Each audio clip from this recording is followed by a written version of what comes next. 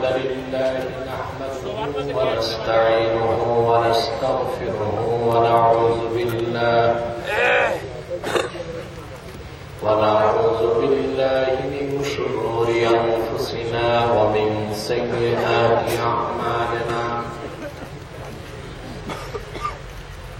من يهده الله فلا مضل له ومن يضلله فلا هادي له ونشهد أن لا إله إلا الله الحي القيوم الذي لا تأخذه سنة ولا نوم ونشهد أن سيدنا وحبيبنا ومولانا محمدا عبد الله ورسوله صلى الله عليه وعلى آله وصحبه وسلم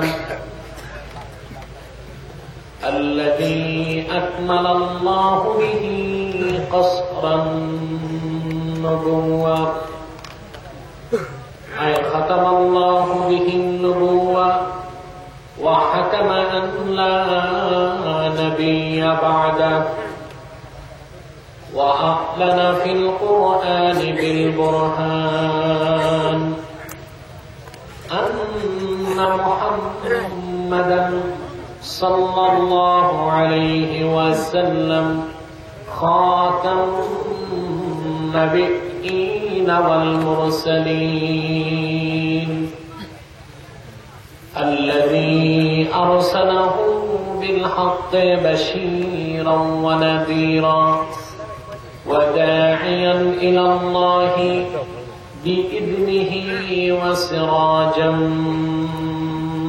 منيرا فقد قال الله تعالى في كلامه المجيد والفرقان الحميد أعوذ بالله من الشيطان الرجيم بسم الله الرحمن الرحيم طه ما أنزلنا عليك القرآن لتشقى إلا تذكرة لمن يخشى تنزيلا ممن خلق الأرض والسماوات العلى الرحمن على العرش استوى صدق الله العظيم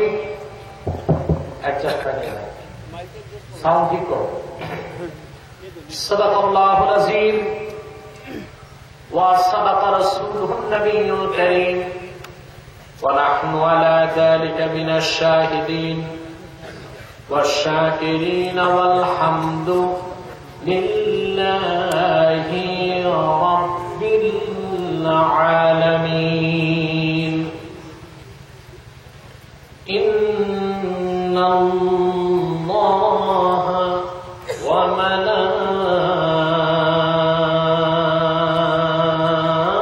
وملائكته يصلون على النبي يا أيها الذين آمنوا صلوا عليه وسلموا تسليما اللهم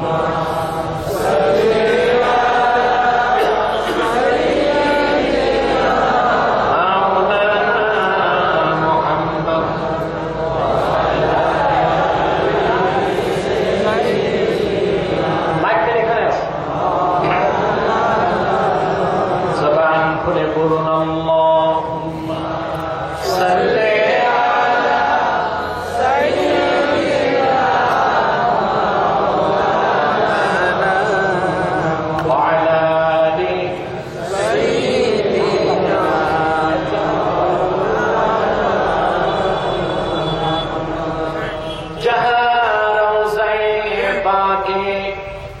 खैरुल वरा है।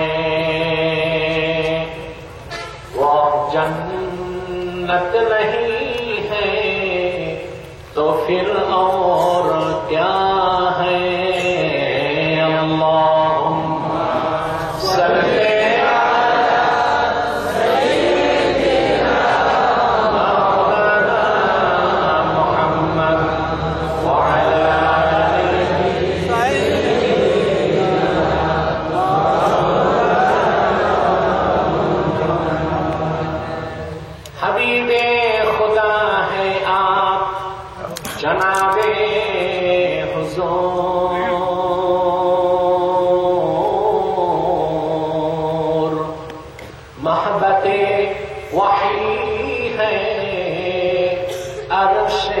खुदा की नूर। अल्लाहुम्मा सल्ली अला सय्यदिना मौलाना व अला आलि सय्यदिना मौलाना मोहम्मद मुस्तफा नबियों की सरदार है, दोनों जहां की सरकार। आप खातिमुल अंबिया हैं, सैयदुल अबरार। अल्लाहुम्मा सल्ली अला सय्यदिना मौलाना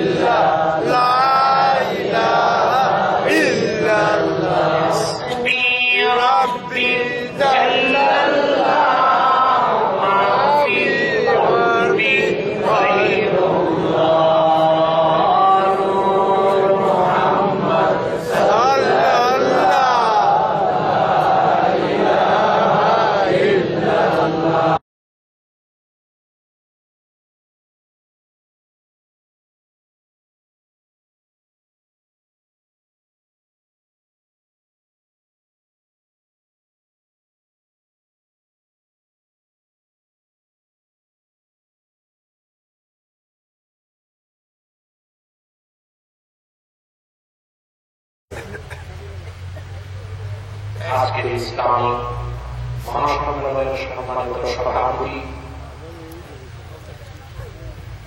উপস্থিত সাবেক সংসদ সদস্য, হাজারাত ওলামায়ে কেরাম, তুলাবায়ে ইসলাম, বিভিন্ন প্রান্ত থেকে আগত আমার মুসলমান ভাই বন্ধুগণ, সকলকে অন্তরের অন্তঃস্থল থেকে জ্ঞাপন করছি মোবারক। সবগুলো শুকরিয়া আল্লাহ সুবহানাহু ওয়া তাআলার জন্য, যিনি আজকে এই মুবারক মাহফিলে আমাদেরকে আসার আসার তৌফিক এনায়েত করেছেন। সেজন্য আসুন আমরা সকলে একবার অবনত চিত্তে হৃদয়ের আবেগ উজাড় করে সমবেত বরণে করি আলহামদুলিল্লাহ।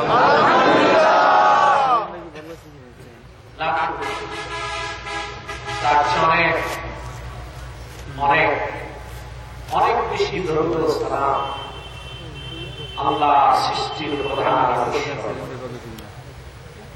বিশ্ব সভার সভাপতি, সমস্ত নবী রাসূলের মাথার মুকুট, শামসুল হিদায়াত, বদরুদ দুজা, সাইয়্যিদুস সাকালাইন, ইমামুল মুরসালিন, খাতামুন নবিয়্যিন ওয়াল মুরসালিন, আফতাবে নবুওয়াত, শাহনশাহে রিসালাত, সরকারে জাহান, সুলতানুল মদিনা, হুজুরে আকরাম, নূরে মুজাসসাম, নূরুন আলা নূর, সাইয়্যিদিনা হাবিবিনা শাফিঈনা মাওলানা মুহাম্মদ সাল্লাল্লাহু আলাইহি ওয়াসাল্লাম। আল্লাহ তাবারাকা ওয়া তাআলা যাকে আজ থেকে ১৫০০ বছর আগে সর্বশ্রেষ্ঠ সর্বশেষ নবী ও রাসূল হিসেবে প্রেরণ করেছেন, যার পরে আজ পর্যন্ত পৃথিবীতে অবশ্যই কোন প্রকারই নবী কিংবা রাসূল অবশ্যই আসে না, অবশ্যই এখনো নাই, অবশ্যই কিয়ামত পর্যন্ত আসবে না। সম্মানিত সুধী,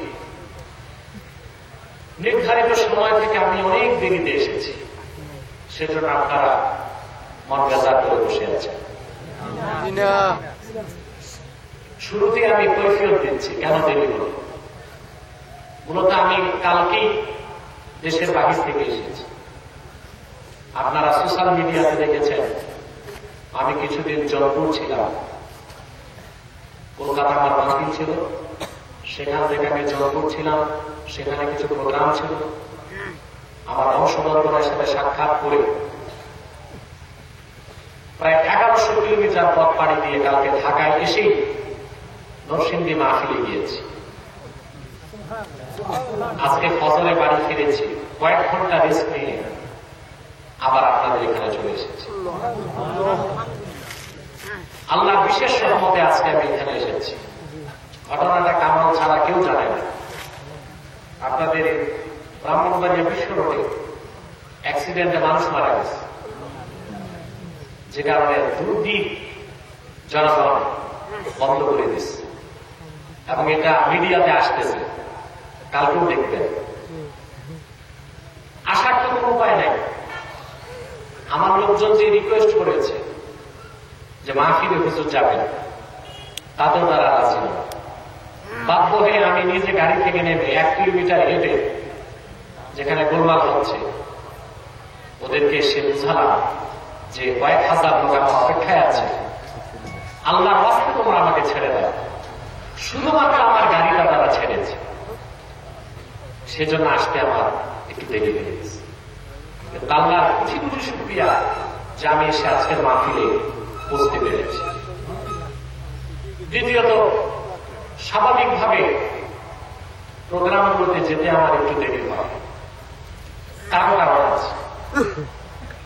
যারা আমি গতানুগতিক এবং বক্তা নয়, কথা বুঝতে পারছেন, বক্তার সাথে পেশাদারিত্বের সম্পর্ক থাকে, ঠিক না?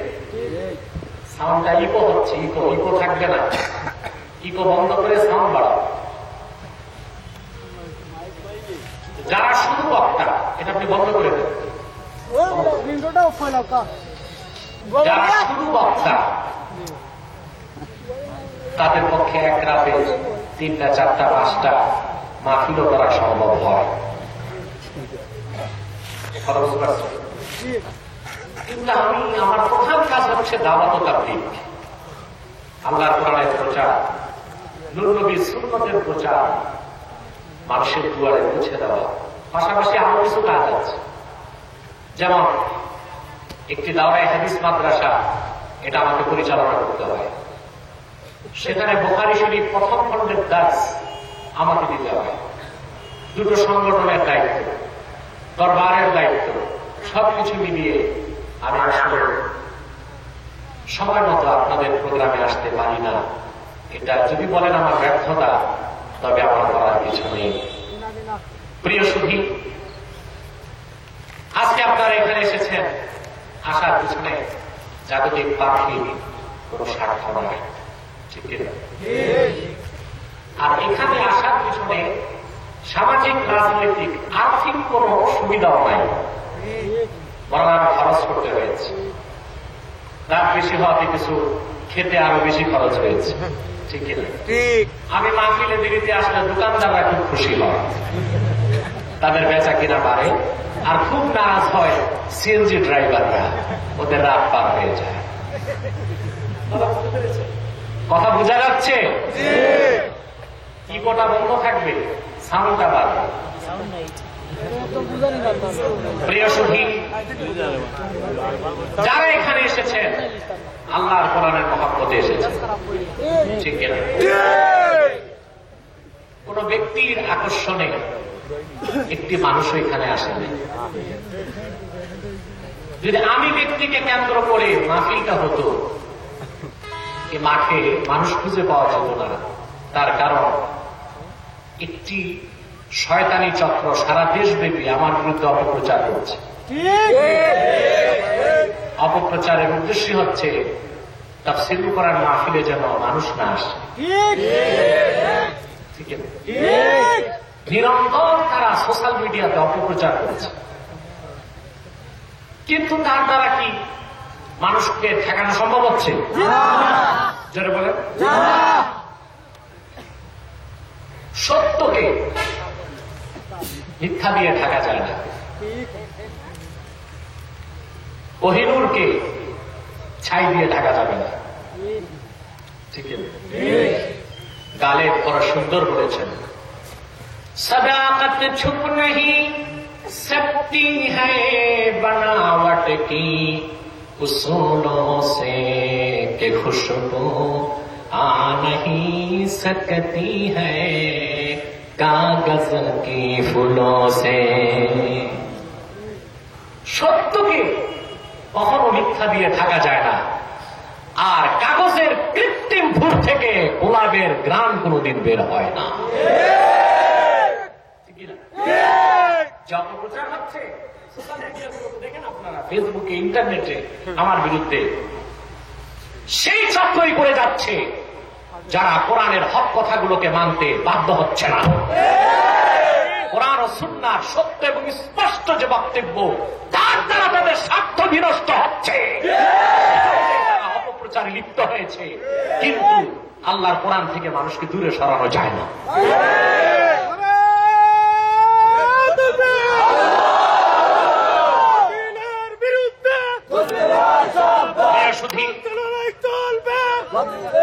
প্রিয় সুধী,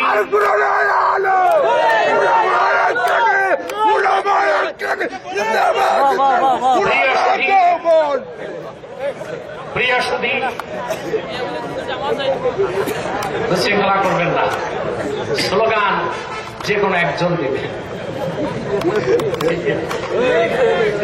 আর স্লোগান কোন ব্যক্তির না হওয়াই উচিত, ঠিক আছে? স্লোগান হবে আল্লাহর, হবে তার হাবিবের, স্লোগান হবে কোরআনের, হবে ইসলামের। আমাদের দেশের মানুষ ব্যক্তির প্রশংসা করতে করতে অনেক সময় দুর্ঘটনা ঘটায়, এটা জানেন আপনারা? ওই আপনার কুমিল্লাতে এক পীরের প্রশংসা করতে করতে করতে করতে মুরিদ ভরে ফেলছে আমাদের পীর বর্তমান জমানার নবী। আমি বলেছি ঘোষক কাফের, যারা হাত তুলে সমর্থন করছে তারাও কাফের, পীর চুপচাপ বসেছিল সেও কাফের। মুসলমান হতে হবে।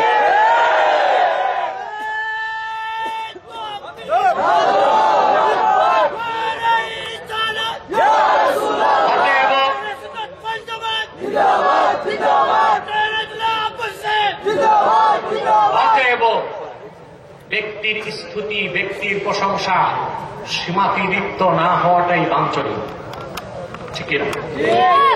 আমরা এসেছি আল্লাহর কোরআনের মহাকাব্য। মনে রাখবেন, ইহকালীন কল্যাণ এবং পরকালীন মুক্তি সবটুকুন সম্মান ইজ্জত নির্ভর করে কোরআনের পথে। এর বাইরে কোনো সুখ নাই, কোনো শান্তি নাই। আছে শান্তি? জোরে বলেন, আছে শান্তি? কোরআনের সাথে মানুষ যখন সম্পর্ক করে আল্লাহ তার ইজ্জতকে বুলন্দ করে দেন। যে ব্যক্তি কোরআনকে বিশ্বাস করবে, কোরআন ভিত্তিক জীবন গঠন করবে, কাল কিয়ামতে আল্লাহ তাকে ফেরেশতাদের মধ্যে যারা সরদার জিবরিল, মিকাইল, ইসরাফিলের সমান মর্যাদা দান করবে। এটা আমার কথা নয়, এটা বুখারী শরীফের হাদিস। وعن عائشة أم المؤمنين رضي الله تعالى عنها قالت قال رسول الله صلى الله عليه وسلم الماهر بالقرآن مع السفرة الكرام البررة উম্মত জননী নবী নন্দিনী আম্মাজান মায়েশা রাদিয়াল্লাহু তাআলা আনহা বর্ণনা করেছেন, আল্লাহর নবী মুহাম্মদ সাল্লাল্লাহু আলাইহি ওয়াসাল্লাম ইরশাদ করেছেন, আল মাহিরু বিল কোরআন আই আল হাযিকু বিল কোরআন, যারা কোরআনকে অধ্যয়ন করবে, কোরআনের সমাজ লাভ করবে, কোরআনকে বিশ্বাস করে আমল করবে, কোরআনের সাধক হয়ে যাবে, কাল কিয়ামতের দিন আমার আল্লাহ জিবরিল, মিকাইল, ইসরাফিলের সমান মর্যাদা তাকে দান করে দিবে। আরেকটু আওয়াজ করে বলি সুবহানাল্লাহ। প্রিয় সুধী, হাদিসের ব্যাখ্যায় ইমামে খাজেন তাফসীর খাজেনের প্রথম খণ্ডে লিখেন, সাফারাতিল কিরামিল বারারা, সাফিরের বহুবচন হচ্ছে সাফারা। অগণিত ফেরেশতার মধ্যে মাত্র 4 জনকে বলা হয় সাফারা। কয়জন? জিবরিল, মিকাইল, ইসরাফিল, মালাকুল মউত। আজরাইলকে বলি না এই জন্য, সিয়াসিদ্দার কোথাও আজরাইল নাম পাওয়া যায় না। ওনার নাম হাদিসে এসেছে মালাকুল মউত। এসেছে মালাকুল মউত। আপনারা শক্তি কমে গেছে নাকি? রাত বেশি করে মাইক ডাউন হয়, ব্যাটারি ভোল্টেজ লো হতে থাকে। আপনাদের কি হলো? মালাকুল মউত আল্লাহ কিয়ামতে কোরআনের পক্ষের, কোরআনের সাধককে ওই 4 জন ফেরেশতার সমান মর্যাদা দান করবে। খুশি আছেন আপনারা? আপনারা যারা কোরআন শুনতে এসেছেন, বয়সের কোনো বিষয় নাই। ঘর থেকে বের হয়ে যাবার সাথে সাথে ইলমে দ্বীন শিখার জন্য মানুষ যখন বের হয়, ইলমে দ্বীন শিখার জন্য মানুষ যখন বের হয়, বয়স তার যাই থাক, সেটা মসজিদের উদ্দেশ্যে হোক, মাদ্রাসার উদ্দেশ্যে হোক, হক্কানি কোন পীরের খানকার উদ্দেশ্যে হোক, কিংবা মাহফিলের উদ্দেশ্যে হোক, মানুষ যখন ইলমে দ্বীন শিখার জন্য বের হয়, আমার আল্লাহ তাআলা তালিবুল ইলমের মহান মর্যাদায় তারা সমাসীন করে দেন। কিরকম বিরল সংবর্ধনার ব্যবস্থা তিনি করেন। ইবনে মাজার হাদিস সাক্ষী, নূর নবী ইরশাদ করেছেন, ওয়া ইন্নাল মালাইকা الملائكة لتضع أجنحتها رضا لطالب العلم ইমানদার যখন ইলমে দ্বীন শিখার জন্য ঘর থেকে বের হয়, আমার আল্লাহর নূরের ফেরেশতারা নূরের পাখা তাদের পদতলে বিছায় দেয়। সুবহানাল্লাহ, কি সম্মান আল্লাহ আপনাদেরকে দিয়েছেন। এই সম্মানটা আল্লাহ দেন কোরআনের ইজ্জতে। কি কারণে দেন? আপনাদের দেশে মন্ত্রী মিনিস্টাররা যখন আসে তাদের লাল গালিচা সংবর্ধনা দেওয়া হয়, ঠিক কিনা? সামান্য পাটের চটের তৈরি গালিচা, আর আপনি হেঁটে এসেছেন, ফেরেশতার নূরের পাখাগুলো গালিচা হয়ে গেছে। বলেন আপনারা খুশি না বেজা? আপনারা খুশি, কায়নাত খুশি, ফেরেশতাকুল খুশি, আমার আল্লাহ খুশি। তবে একটি অভিশপ্ত পাপিষ্ট দুষ্ট আত্মা বড্ড বেজা, শয়তান রাজিম, ঠিক কিনা? এখানে আপনারা বসে আছেন, মুনাজাত করে যদি যান, জীবনের সব সগীরা গুনাহ মাফ হয়ে যাবে। এটা আমার কারণে না, কোরআনের মাহফিল যেখানেই বসবেন সগীরা গুনাহ সব মাফ হয়ে যাবে। এটা কি শয়তান চায়? জোরে বলেন চায়? সেজন্য সে প্ররোচনা দিয়ে আপনাদের এখান থেকে বহিষ্কার করার ব্যর্থ চেষ্টা করতে পারে। আমরা কিন্তু এক নিয়ত করে অভিশপ্ত শয়তানের নাপাক গালে একটা চপেটা ঘাত করতে পারি। তাহলে আমরা নিয়ত করছি কিছুক্ষণ পরে আজকের মুনাজাত করে গুনাহ মাফ করে নিষ্পাপ বেহেশতি আল্লাহ ওয়ালা হয়ে কারা কারা বাড়ি যেতে চান দুটো হাত উঁচু করে দেখেন। হাত লম্বা করেন আমার আল্লাহ, হাত নামা।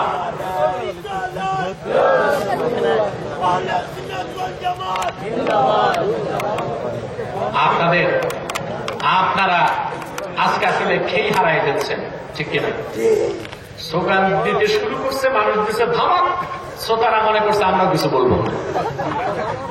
আমার সাথে একবার স্লোগান দেন, নারায়ে তাকবীর, নারায়ে রিসালাত, আহলুস সুন্নাহ ওয়াল জামাআহ। এভাবে পুরুষকে তো পুরুষোচিত কণ্ঠে স্লোগান দেওয়া উচিত। এমন আওয়াজে স্লোগান দেন মনে হয় মহিলা চিল্লাচ্ছে। প্রিয় সুধী, আর দেরি নয়, সরাসরি আমি কোরআনুল কারীম থেকে আলোচনা শুরু করছি। আমি আপনাদের সামনে আজকে তিলাওয়াত করেছি সূরা তাহা থেকে। কোন সূরা? তাহা। প্রথম 5টি আয়াত আমি আপনাদের সামনে তিলাওয়াত করেছি। এই 5টি আয়াতকে আবর্তন করে নির্ভরযোগ্য মুফাসসির ও মুহাদ্দিসগণের দৃষ্টিকোণ থেকে কিছু কথা আমি আপনাদের সামনে তুলে ধরার চেষ্টা করব। যদি আল্লাহ তাআলা আমাকে আপনাদেরকে তৌফিক ভিক্ষা দান করেন, বলুন আল্লাহুম্মা আমিন। আমার সঙ্গে আপনারাও বলুন, যেন প্রতিটি অক্ষরের নূর আল্লাহ তাআলা আমাদের সিনায় প্রথিত করে দেন, বলুন আল্লাহুম্মা আমিন। বলুন আউযু বিল্লাহি মিনাশ শাইতানির রাজীম, বিসমিল্লাহির রাহমানির রহিম। তাহা মা আনজালনা আলাইকাল কুরআনা লিতাশকা ইল্লা তাযকিরাতান লিমান ইয়াখশা تنزيلا ممن خلق الأرض والسماوات العلى الرحمن على العرش استوى صدق الله العظيم। জবান খুলে পড়ুন সাদাকাল্লাহুল আযীম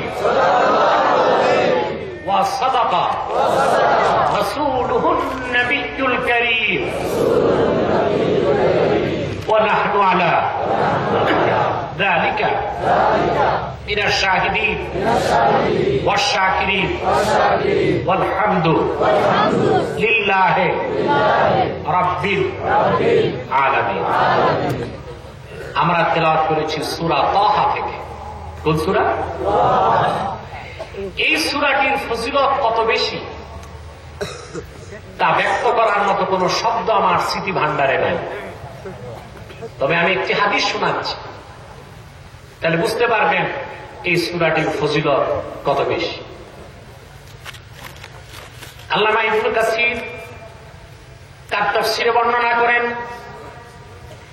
وعن أبي هريرة رضي الله تعالى عنه أنه قال قال رسول الله صلى الله عليه وسلم إن الله قرأ طه وياسين قبل أن يخلق آدم ب1000 عام। হযরত আবু হুরায়রা রাদিয়াল্লাহু তাআলা বর্ণনা করেছেন, নবীজি মুহাম্মদ সাল্লাল্লাহু আলাইহি ওয়াসাল্লাম ইরশাদ করেছেন, ইন্নাল্লাহা ক্বারা তাহা ওয়া ইয়াসিন ক্বাবলা আন ইয়াখলুকা বিআদামা ব1000 আম।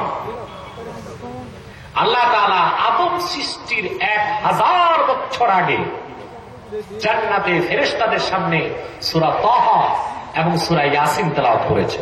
সুবহানাল্লাহ। সূরা তাহার তেলাওয়াত শুনে ফেরেশতারা অবাক হয়েছে এবং তাদের মধ্যে তারা আলোচনা করতে লাগলো, এই সূরাটি নাজিল হবে যে উম্মতের জন্য, তাদের চেয়ে উত্তম পবিত্র শ্রেষ্ঠ কোন উম্মত নাই।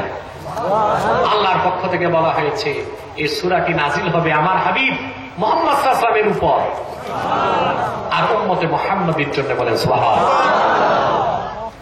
সূরাটির শুরুতে আল্লাহ বলেছেন তাহা।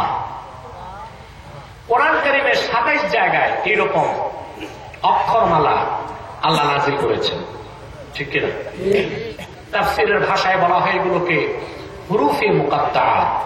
কি বলা হয়? যারা বলেন কোরআনের 27 জায়গায় আছে। কত জায়গায়? 27 জায়গা আছে।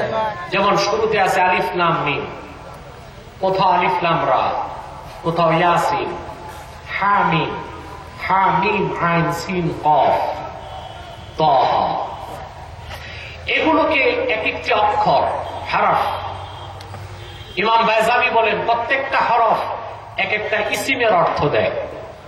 আলিফ এটা অক্ষর তবে একটা ইসিম, লাম একটি অক্ষর তবে একটি ইসিম, মিম একটি অক্ষর একটি ইসিম, ত একটি অক্ষর একটি ইসিম নাম, তাহা দুটি অক্ষর মিলে আল্লাহ একটা নাম তৈরি করেছেন। এই হুরুফে মুকাত্তাআত গুলোর কোন অর্থ বান্দা জানে না, সঠিক অর্থ আল্লাহই জানেন। সেজন্য সব মুফাসসির যতই ব্যাখ্যা করেছেন চূড়ান্ত বক্তব্য দিয়েছেন আল্লাহু আ'লামু বিমুরাদিহি বিযালিক। এই তাহা, হামিম, ইয়াসিন, আলিফ লাম মিম, আলিফ লাম রা এগুলোর অর্থ কেবল আল্লাহই ভালো জানেন, আর কেউ জানে না। তবে আমার একটা বক্তব্য আছে, বলবো? বলেন। এগুলোর অর্থ আল্লাহ জানেন আর আল্লাহর হাবিব জানতেন। সুবহানাল্লাহ বলবেন না? যদি বলা হয় না আল্লাহর হাবিবও জানতেন না, তাহলে বলতে হবে এগুলো বেহুদা নাজিল হয়েছে। নাউজুবিল্লাহ। তাহলে নিশ্চয়ই আল্লাহ জানতেন, আল্লাহর হাবিবও জানতেন। সুবহানাল্লাহ বলেন। বান্দার পক্ষে জানা সম্ভব নয়। যদি কেউ মনে করে আমাদের যে রকম এলেম রাসূলুল্লাহর ওই রকম এলেম ছিল, সে কাফের হয়ে যাবে।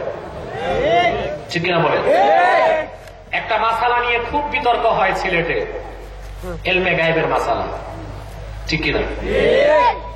কেউ বলেন আল্লাহ রাসূল গায়েব জানতেন না, কেউ বলেন আল্লাহ রাসূল গায়েব জানতেন।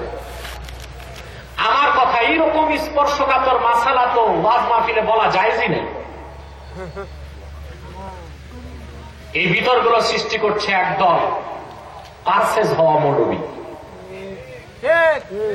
ইহুদি খ্রিস্টান, নাস্তিক, মুরতাদ, এনজিওরা দালালি করার জন্য কিছু মৌলবী সৃষ্টি করেছে। তারা ফতোয়াবাজির মাধ্যমে জাতিকে ঐক্যবদ্ধ হতে দেয় না।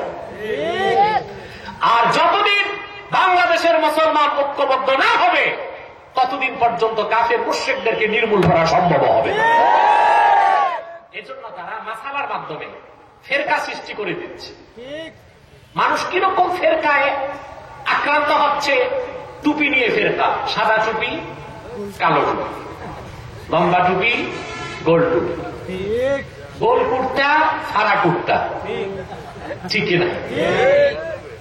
কথা বলেন না? ফেরকাগুলো মারাত্মক পর্যায়ে চলে যাচ্ছে। প্রিয় সুধী, ইলমে গায়েবের মাসালা অত্যন্ত স্পর্শকাতর। সামান্যতম অক্ষরের হেরফেরে হয় মুশরিক হবেন না কাফের হবেন। আমি একটু স্পষ্ট করে দিচ্ছি। যদি কেউ বলে মুহাম্মদ সাল্লাল্লাহু আলাইহি ওয়াসাল্লাম গায়েব জানতেন না, তার বলার উদ্দেশ্য যদি এই হয় আমরা যেই রকম জানি না ওই রকমই জানতেন না, সে নিশ্চিত কাফের হয়ে যাবে। কি হয়ে যাবে? কেউ যদি বলে নবীজি মুহাম্মদ সাল্লাল্লাহু আলাইহি ওয়াসাল্লাম গায়েব জানতেন, আর তার বলার উদ্দেশ্য যদি হয় আল্লাহ যেই রকম জানেন ওই রকম জানতেন, সে নিশ্চিত মুশরিক হয়ে যাবে। কি হয়ে যাবে? দেখেন তো, এতটাই স্পর্শকাতর মাসালা নিয়ে খুব বেশি বিভ্রান্ত সৃষ্টি করছে আপনাদের শায়েস্তাগঞ্জের এক বক্তা নামের বক্তা। সে আলেম ভালো না, বক্তা ভালো, ঠিক কিনা? ভালো আলেম হতে হলে অনেক পড়াশোনা লাগে, আর বক্তা হতে হলে দেখেন না যারা সালসা বিক্রি করে কিরকম বক্তব্য দেয়, দেখছেন? যুক্তি, তর্ক, রস, কষ সব দিয়া কথা বলে সবকিছুর মূল হচ্ছে বড়ি বিক্রি করা। মনে রাখবেন, বিষয়টি হচ্ছে এইরকম, আমাদের নিকট যেটা গায়েব অজানা, ১,৫০০ বছর আগে মুহাম্মদ সাল্লাল্লাহু আলাইহি ওয়াসাল্লামের নিকট সেটা গায়েব ছিল না। কথা কানে ঢুকতেছে? বুঝতেছেন? আমাদের নিকট যেটা গায়েব ১,৫০০ বছর আগে মুহাম্মদ সাল্লাল্লাহু আলাইহি ওয়াসাল্লামের নিকট সেটা গায়েব ছিল না। ১,৫০০ বছর আগে মুহাম্মদ সাল্লাল্লাহু আলাইহি ওয়াসাল্লামের নিকট যেটা গায়েব ছিল আল্লাহর কাছে সেটা গায়েব ছিল না। আল্লাহর ইলমের সাথে তার হাবিবের ইলমের তুলনা করলে সেটা হবে শিরক, আর আল্লাহর হাবিবের ইলমের সাথে অন্যের ইলমের তুলনা করলে সেটা হবে কুফর। শিরকও করা যাবে না, কুফরও করা যাবে না। মূলত এটার চমৎকার ব্যাখ্যা দিয়েছেন মোল্লা আলী কারি মিশকাতে শরামের কার প্রথম খণ্ডে হাদিসে জিবরিলের ব্যাখ্যা দিতে যেয়ে তিনি বলেন গায়েব দুই প্রকার, একটি গায়েবে মুতলাক, গায়েবে জাতি, বিনা মাধ্যমে গায়েব জানা, সেটা আল্লাহর জন্য রিজার্ভ। আরেকটা হচ্ছে গায়েবে এজাফি, গায়েবে যেটা বলে এজাফি, কোন মাধ্যমে গায়েব জানা, ওই রকম গায়েব আমার নূর নবী মুহাম্মদ সাল্লাল্লাহু আলাইহি ওয়াসাল্লাম জানতে। সুবহানাল্লাহ বলবেন না? দোনোটা কোরআনের আয়াত দিয়ে সাবেত। আমি বলবো গায়েবে জাতি একমাত্র আল্লাহ জানেন। তিনি বলেন কুল লা ইয়ালামু মান ফিস সামাওয়াতি ওয়াল আরদিল গায়বা ইল্লাল্লাহ। হাবিব মুহাম্মদ সাল্লাল্লাহু আলাইহি ওয়াসাল্লাম, আপনি স্পষ্ট ঘোষণা করে দেন আল্লাহ ছাড়া আকাশ ও জমিনে অন্য কেউ গায়েব জানে না। বলেন সুবহানাল্লাহ। এটা হচ্ছে বিনা মাধ্যমে গায়েব, আল্লাহ ছাড়া কেউ জানে না। এটা গায়েবে জাতি, এটা আল্লাহর জন্য মখসুস, আল্লাহর জন্য রিজার্ভ। এই ক্ষেত্রে অন্য কাউকে শরীক করার সুযোগ নাই। কিন্তু গায়েবে এজাফি সেটা হুজুর জানতেন।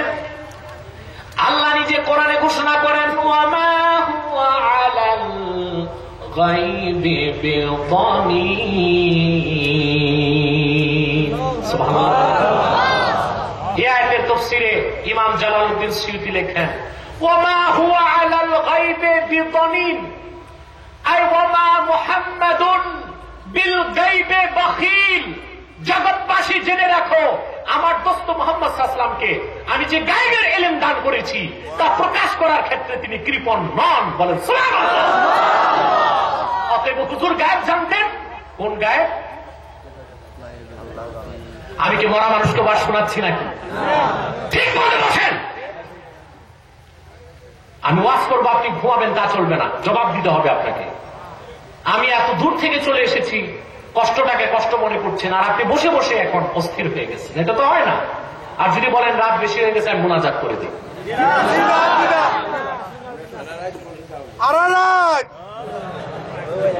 প্রিয় সুধী, তাহলে নবীজি মুহাম্মদ সাল্লাল্লাহু আলাইহি ওয়াসাল্লাম গায়েবে এজাফি যেটা সেটা জানতেন। কথা বলেন। আমার হুজুর গায়েব জানতেন। কোন গায়েব? গায়েবে এজাফি। ওইটাকে অনেক আলেম বলে গায়েবে আতাই, অথচ আতাই নামে কোন শব্দ হাদিসে নাই।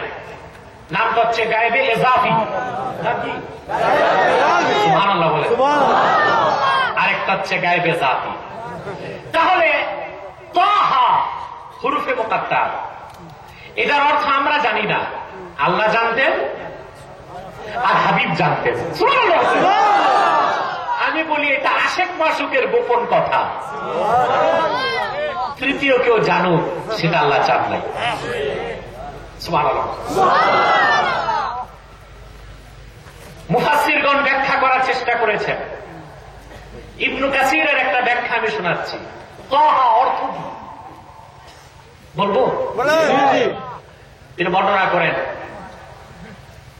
ইবনু কাসির তার তাফসীর বর্ণনা করেন, কানা রাসূলুল্লাহ সাল্লাল্লাহু আলাইহি ওয়াসাল্লাম ইউসাল্লি ফিল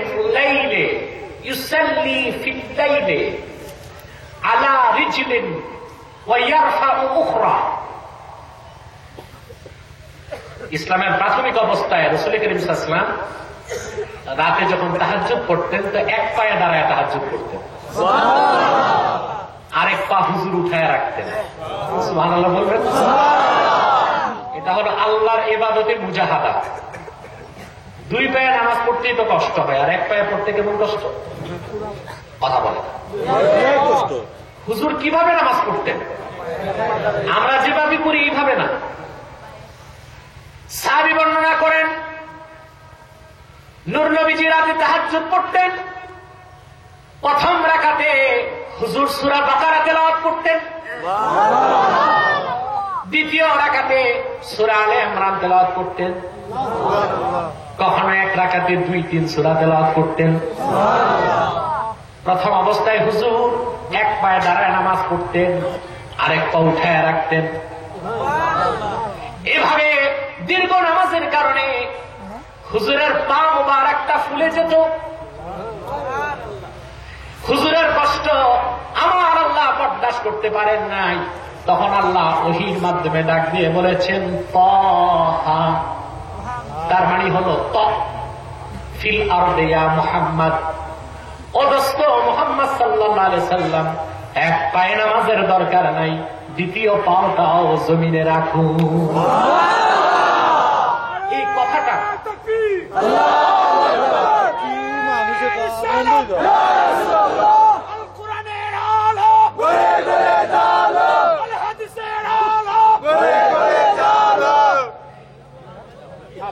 বসেন। স্লোগান দিলে যে ডিস্টার্ব না হয়, আপনারা বাধা দিলে তার চেয়ে বেশি ডিস্টার্ব হয়। মানুষকে এতটা দুর্বল করে ফেলেন কেন? স্লোগান দিলে তো ভয় পান কেন?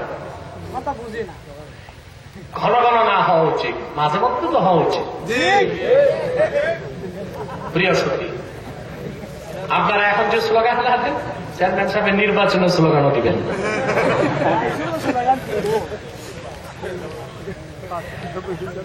প্রিয় সুধী, কষ্ট হচ্ছে আপনার? বলছিলাম আল্লাহ হাবিবকে ডাক দিয়ে বললেন ফিল আরদি ইয়া মুহাম্মদ, হাবিব এত কষ্ট দরকার নাই, যে পাটা উঠায় রাখছেন ওটাও জমিনে রাখবেন। এই পুরা কথাটার সংক্ষেপ হচ্ছে ত। আওয়াজ করে বলেন সুবহানাল্লাহ। তারপর রাসূল করিম সাল্লাল্লাহু আলাইহি ওয়াসাল্লাম আর এক পায়ে নামাজ পড়েন নাই। বড় অবাক হবেন, আমাদের মাযহাবের সম্মানিত ইমামে আজম আবু হানিফা আন-নু'মান রাহমাতুল্লাহি আলাইহি, তিনি জীবনে একবার রাসূলুল্লাহর এক পায়ে দাঁড়ায় নামাজ পড়ার সুন্নতটাও আদায় করেছেন। কোন সুন্নত বাদ দেন নাই, এই সুন্নতটাও তিনি আদায় করেছেন। সুযোগ হলো কখন? দেখেন ইমাম সাহেবের বিচক্ষণতা। হুজুর সাল্লাল্লাহু আলাইহি ওয়াসাল্লাম অনেক নামাজ তাহাজ্জুদ পড়েছেন এক পায়ে দাঁড়ায়। কথা বুঝতেছেন? সংখ্যা কি ছিল ইমাম সাহেবের জানা ছিল না। ইমাম সাহেবের বিচক্ষণতা দেখুন।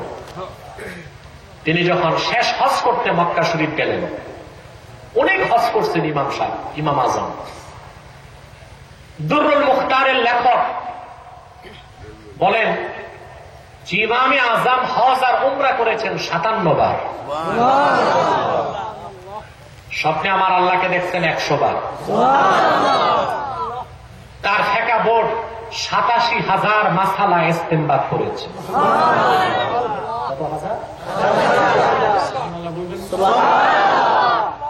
শেষ হজ করতে তিনি যখন মক্কা গেলেন, ওয়ালিয়ে মক্কা, মক্কার গভর্নর ওনার সম্মানে বাইতুল্লাহর দরজা খুলে দিচ্ছেন।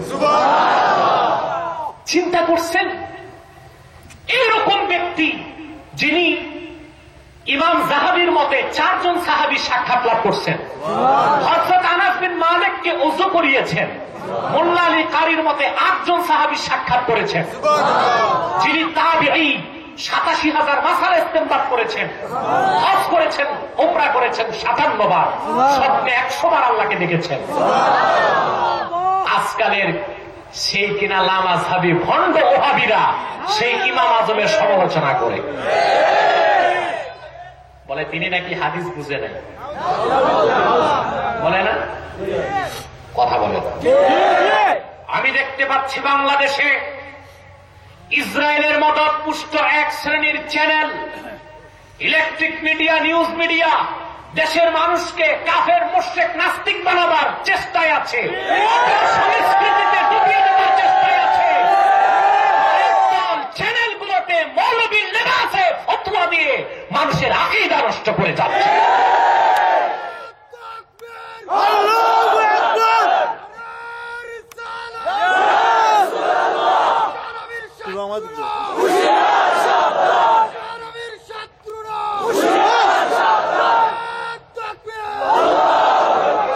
সবচেয়ে বেশি ক্ষতি করে যাচ্ছে মূর্খ জাকের নায়েক।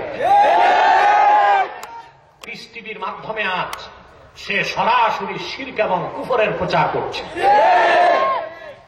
কিন্তু আমার ভাবতে অবাক লাগে, বাংলাদেশে ওয়াজ মাহফিল করতে গেলে 144 দেওয়া হয়, পিস চ্যানেলকে কেন বন্ধ করা হচ্ছে না? এদেশের কোটি কোটি যুবকদের আকীদাকে নষ্ট করা হচ্ছে পিস টিভির মাধ্যমে। ঠিক কিনা বলে? হচ্ছে কিনা বলুন? তারা ভুল করে ইমাম আজমের।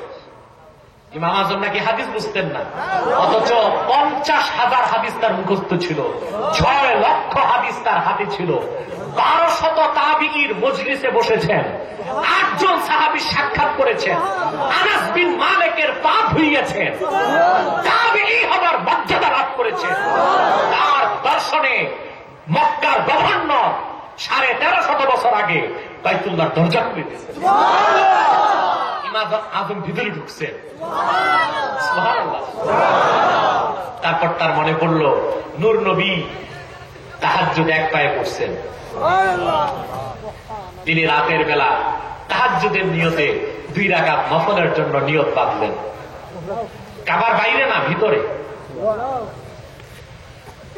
দুররুল মুখতারের লেখক লেখেন, ইবনে আবিদিন শামীও তার ফতোয়ায় উল্লেখ করেছেন হামিশের মধ্যে, فقام على رجل واحد, ইমাম আজম এক পায়ের উপর দাঁড়ালেন,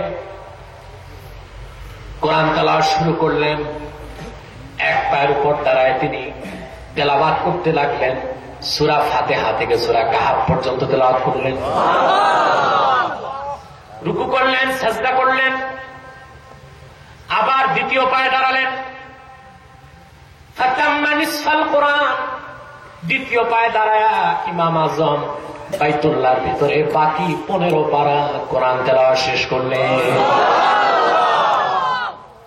এক এক পায়ে দাঁড়িয়ে 30 পারা কোরআন খতম করে রাসূলুল্লাহ সাল্লাল্লাহু আলাইহি ওয়াসাল্লামের এক পায়ে দাঁড়িয়ে নামাজ পড়ার সুন্নতটাও আদায় করে ফেলেছে। আল্লাহ তাআলা সেই কথাই বলেছেন। আল্লাহর হাবিব যখন এক পায়ে নামাজ পড়তেন, এক পায়ে নামাজ পড়তে হুজুরের কষ্ট হতো।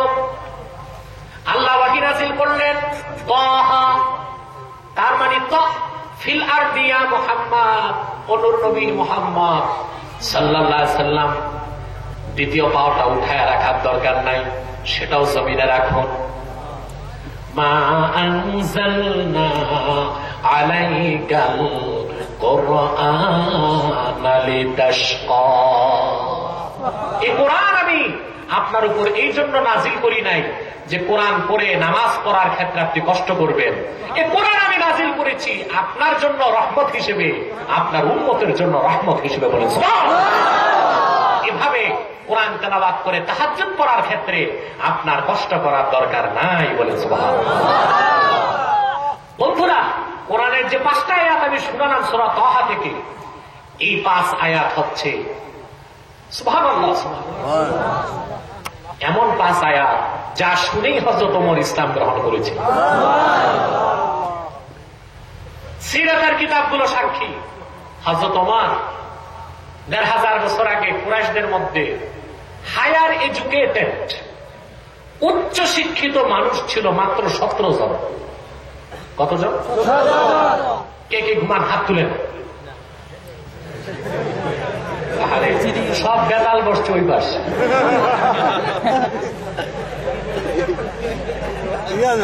সুশিক্ষিত কতজন ছিলেন? এই 17 জনের একজন ছিল হযরতে ওমর। কিন্তু তার ভিতরে ছিল প্রচন্ড আসাবিয়াত। আসাবিয়াত বুঝেন? সাম্প্রদায়িকতা, যেটা ইসলাম পছন্দ করে না। এটা আমাদের দেশে খুব বেশি। আমার দল, ভুল যেটাই করুক, ইমান ছাড়বো, দল ছাড়বো না। আমার পীর যারা বিচার করুক, সমস্যা কি? আমার তো পীর।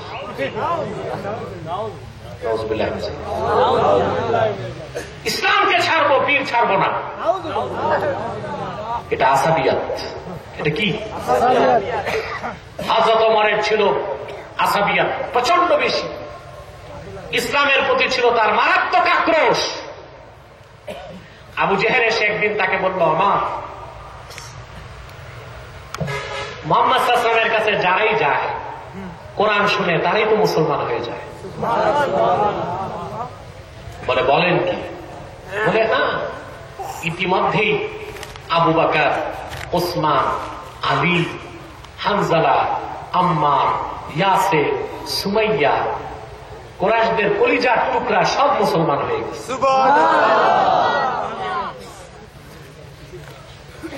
তুমি যদি কিছু না করো, বাপ দাদার ধর্মের অস্তিত্ব আর টিকবে না।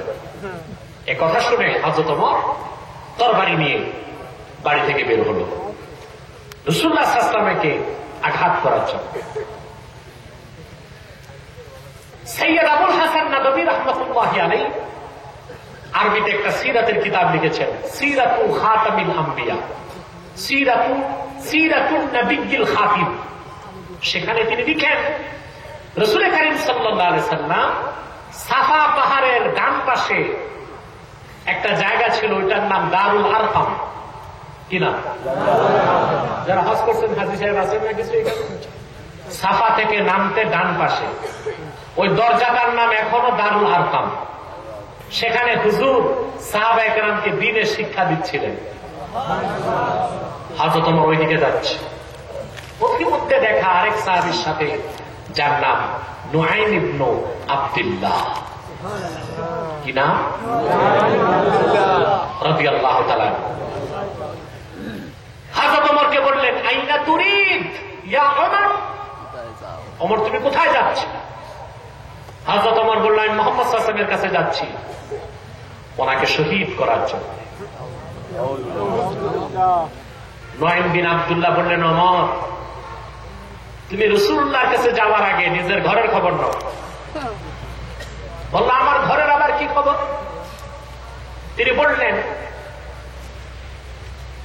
খাজানুক ওয়া ইবনু আম্মিকা ওয়া উখতুকা ফাতিমাতু বিনতুল খাত্তাব ওয়াল্লাহি ক্বাদ আসলামা ওয়া তাবা মুহাম্মাদা। তোমার ভগ্নিপতি আর তোমার বোন দুজন আল্লাহর কসম ইতিমধ্যে মুসলমান হয়ে রাসূলুল্লাহর কদমে মস্তক রেখে দিয়েছে। আগে ঘরে খবর নাও। এই কথা শুনে হযরত ওমর রাগে অগ্নিশর্মা হয়ে তরবারি নিয়ে বোনের বাড়ির দিকে ছুটলেন। হাদিসের মধ্যে এসেছে, ঘরের ভিতরে এই দুইজনকে, হযরত ওমরের ভগ্নিপতি আর বোনকে কোরআন শিখাচ্ছিলেন সাহাবীগণের মধ্যে সবচেয়ে বড় যিনি কারি ছিলেন, ওনার নাম এসেছে খাব্বাব ইবনুল আরাত্তি রাদিয়াল্লাহু তাআলা। কি নাম? খাব্বাব ইবনুল আরাত্তি রাদিয়াল্লাহু তাআলা, জলিলুল কদর সাহাবী, সবচেয়ে তার শুদ্ধভাবে কোরআন তেলাওয়াত করতে পারতেন। এখন একটা প্রশ্ন আসে না, হযরত ওমরের বোনও ছিলেন আরবি, ভগ্নিপতিও আরবি, খাস আরবের খাস আরবি, আরবি ছিল মাতৃভাষা, তারপরও কোরআন শরীফ শিখতে শিক্ষক লেগেছে।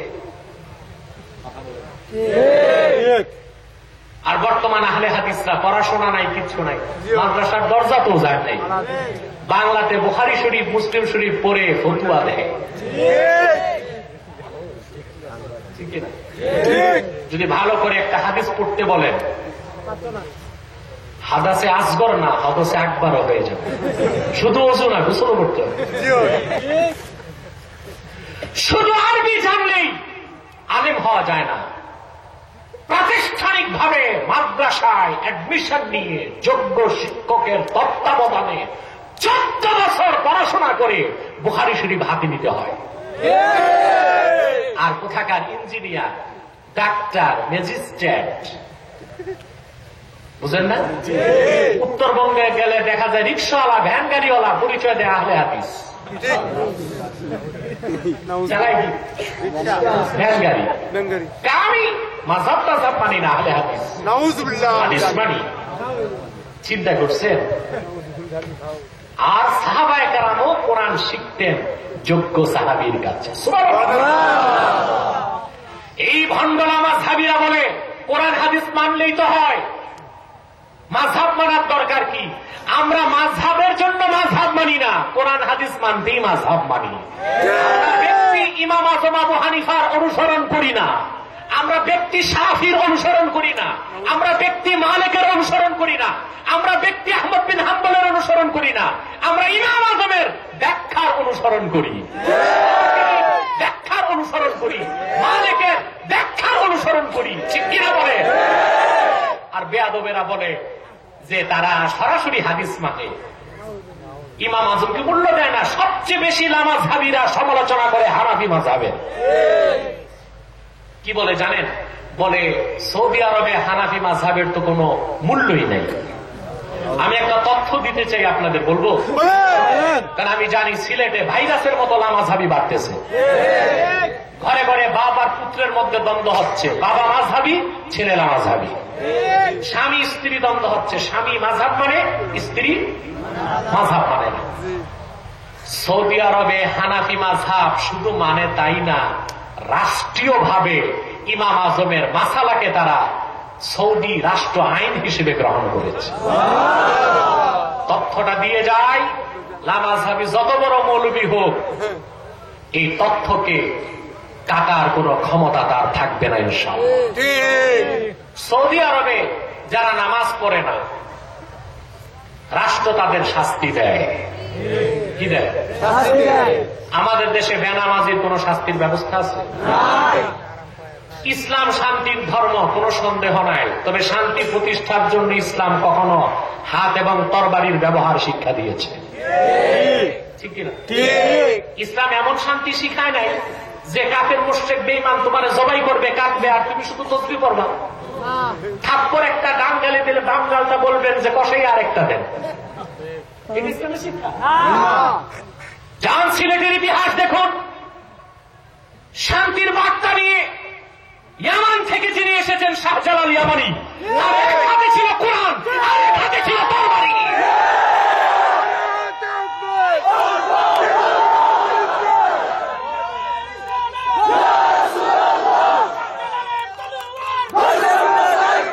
মুসলমান তিনি সুরবাতার হয়েছেন জায়নামাজে। গৌর গোবিন্দ যখন প্রতিবাদ করল, তিনি তার কোষ থেকে তরবারিকে বের করেছেন, আঙ্গুলের ইশারায় তার দুর্গকে ভেঙে টুকরা টুকরা করেছে। যুদ্ধে তার অসংখ্য মানুষ শহীদ হয়েছে। সেই শহীদদের অসংখ্য মুজাহিদ শাহজালালের সঙ্গী এখনো মুরারবন্দের জমিনে শুয়ে আছে। এটা বলবেন না ইসলাম শান্তির ধর্ম, খালি চুপ থাকতে হবে না, শান্তির জন্যই তরবারি লাগবে, ঠিক কিনা? আল্লাহর পক্ষ থেকে যে হুকুমটা মানার জন্য যা দরকার তাই করতে হবে। কথা বুঝতে পারছেন? আমি একটু সংশোধনী করলাম। বেনামাজের শাস্তি শরীয়তে হুকুম দিতেই হবে। আপনারা ডিস্টার্ব করছেন, এখানে বসেন, 1 মিনিটে বসে যান, আর যার যাবার সে করে যাক। ডিসকোয়ালিফাইড কোন শ্রোতা আমাদের দরকার নাই। প্রিয় সুধী, বেনামাজির শাস্তি আছে আপনাদের সমাজে? সমাজে থাকবে দূরে থাক, রাষ্ট্রে থাকবে দূরে থাক, ঘরেও তো নাই। আছে বেনামাজির শাস্তি পরকালে জাহান্নাম, কিন্তু দুনিয়াতেও আল্লাহ শাস্তি রাখছেন। বেনামাজির শাস্তি প্রয়োগের দায়িত্ব আল্লাহ গভর্নমেন্টকে দিয়েছেন। কাকে দিয়েছেন? সরকারকে দিয়েছেন। কাকে দিয়েছেন? জোরে বলেন, কাকে দিয়েছেন? আমি এখানে বসার পরই আমার কানে মন্ত্র দেওয়া হয়েছে, পলিটিক্যাল কোনো কথা বলা যাবে না। আমি 100% এই কথাকে মেনে নিয়েছি। তবে বর্তমান পলিটিক্স, রাজনীতির সাথে আমার সম্পর্ক নাই। এই রাজতন্ত্র, গণতন্ত্র, সমাজতন্ত্র, ধর্মনিরপেক্ষ থেকে আমি বিশ্বাস করি না। তবে ইমামে হোসেনের রাজনৈতিক আদর্শকে আমি বিশ্বাস করি। সেটা কিভাবে আমাকে বাদ দিতে বলেন? তাহলে তো আমি মুসলমান থাকবো না। মুহররম মাস, সব জায়গায় কারবালার ওয়াজ হয়। আমার দুঃখ, অধিকাংশ পীর, বক্তা, আলেম কারবালার মূল শিক্ষাটা জাতিকে দেয় না, পাশ কাটে।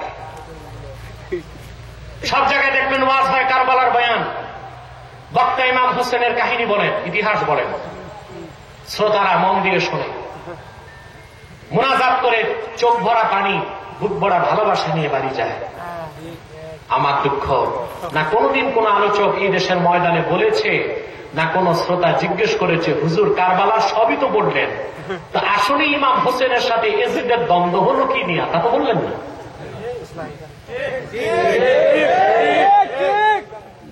আর এটাই ছিল মূল কথা, এটাই ছিল।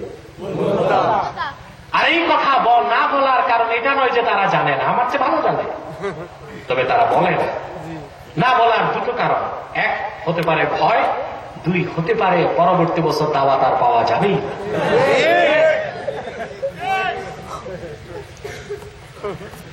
অথচ এই মূল কথার প্রতি কোন দৃষ্টি নাই। একদল সুন্নি দাবিদার ভণ্ড মৌলবী এখন এজিদের পক্ষে ফতুয়া দেওয়ার কাজে লিপ্ত। বলে এজিদকে কাফের বলা যাবে না। আমি বুক ফুলিয়ে বলি এজিদ কাফের।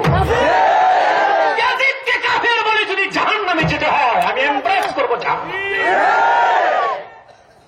সুন্নি দাবিদার অনেক মৌলবী সিলেটে এসে পকেট ভর্তি পয়সা নিয়ে যায়, এরা এখন আমার সমালোচনা করে অপরাধ, আমি এজিদকে কাফের বলছি। অথচ সিলেটের মানুষ যাকে নিয়ে গর্ব করতে পারে, ফুলতলির মরহুম পীর সাহেবের সাহেবজাদা মুফতি গিয়াসউদ্দিন সাহাব, আল্লাহ তার হায়াত দারাজ করুন, তিনিও তার কিতাবে এজিদকে কাফের বলেছেন। অতএব যারা এজিদের পক্ষে দালালি করে তারা সুন্নি নয়, তারা ওয়াহাবি।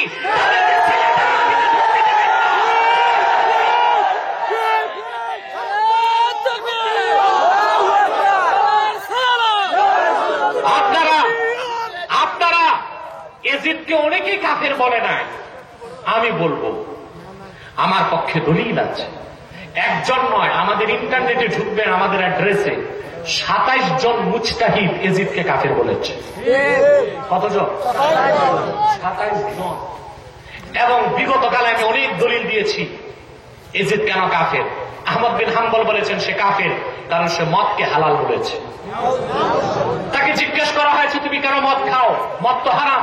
সে বলেছে মুহাম্মদ সাল্লাল্লাহু আলাইহি ওয়াসাল্লামের শরীয়তেই তো হারাম, ঈসার শরীয়তে তো জায়েজ ছিল। তাতে সে রাসূলুল্লাহ শরীয়তকে মানে নাই, ঠিক কিনা? দুই, ইমামে হোসেনের মস্তক যখন তার সামনে রাখা হলো, সে অহংকার করে বলেছে, কথাটি শারহু ফিকহিল আকবর, দারুন নাফায়েজ বৈরুতের ছাপ 175 পৃষ্ঠায় আছে।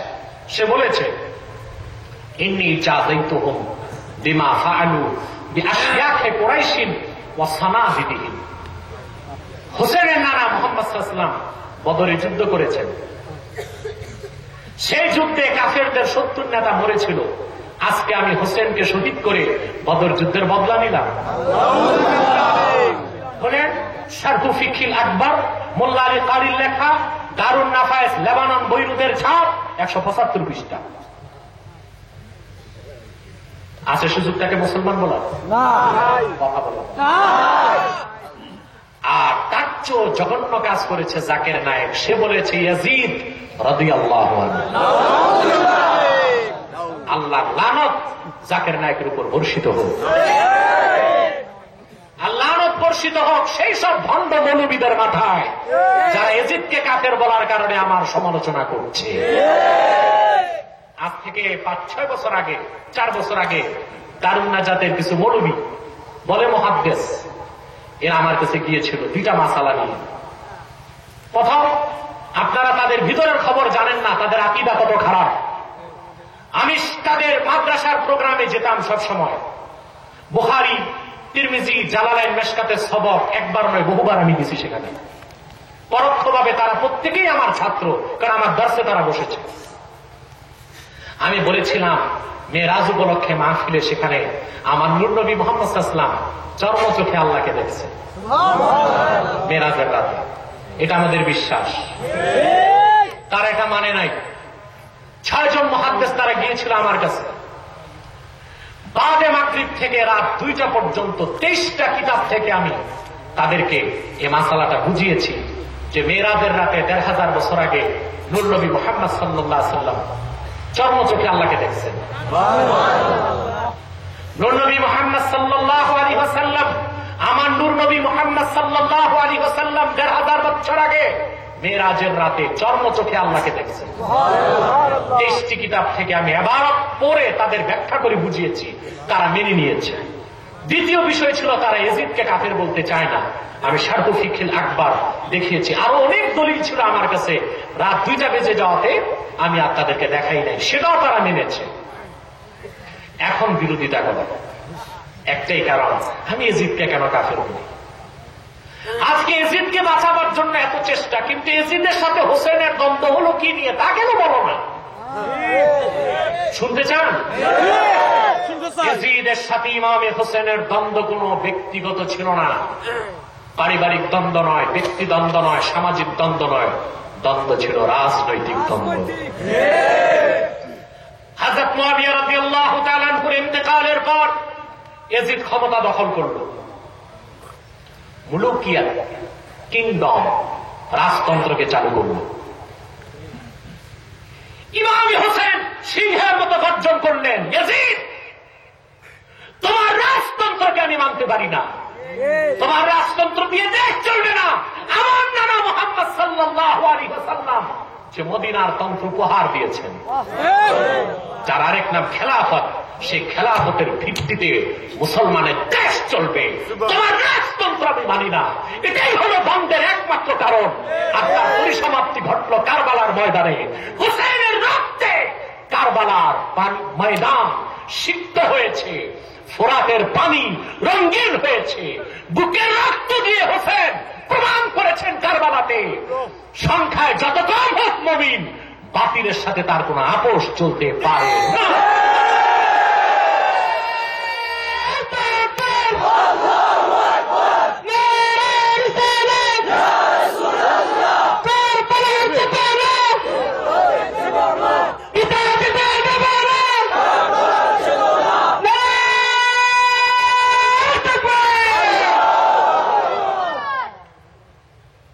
আপনি দাঁড়াইছেন কেন, কিছু বলবেন?